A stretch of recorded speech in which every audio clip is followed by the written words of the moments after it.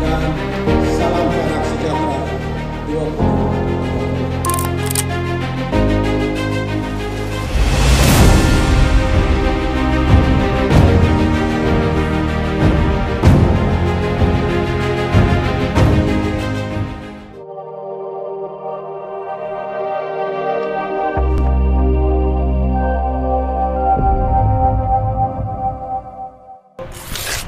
Salam sejahtera, jumpa lagi dalam Jenang Hub TV. Saya Nuraila Sulaika, wartawan cilik anda.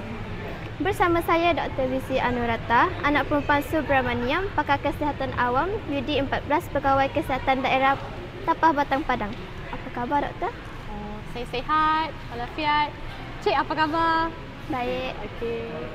Boleh doktor nyatakan apakah objektif utama projek rintis pengukuhan intervensi 1000 hari pertama kehidupan peringkat negeri Perak ini diadakan?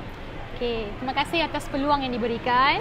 Sebenarnya projek ini dijalankan untuk menggalakkan pengambilan makanan yang seimbang dan juga pertumbuhan optimum untuk kanak-kanak di kawasan, especially di kawasan pedalaman dan juga di kampung-kampung orang asli dan juga di kawasan pedalaman.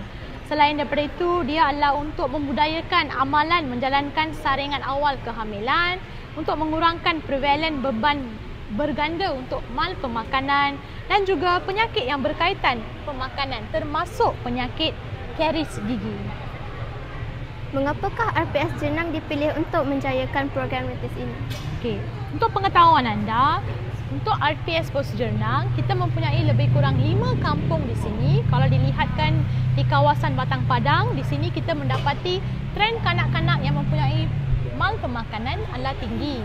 Selain daripada itu, kita mempunyai kes bantut. Disebabkan itu, kita telah menubuhkan PCF sejak tahun 2013 disebabkan oleh trend penyakit dan juga isu-isu yang berkaitan dengan mal pemakanan di kalangan kanak-kanak di sini.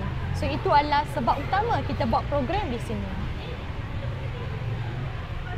Apakah harapan doktor kepada komuniti RPS Jenang pada masa hadapan?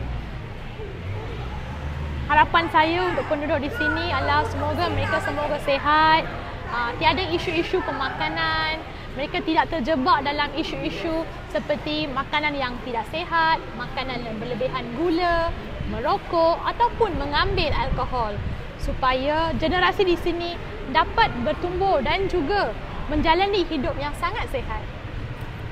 Apa kata-kata motivasi doktor untuk anak-anak SK Jenang Komprehensif Ke-9? Okay.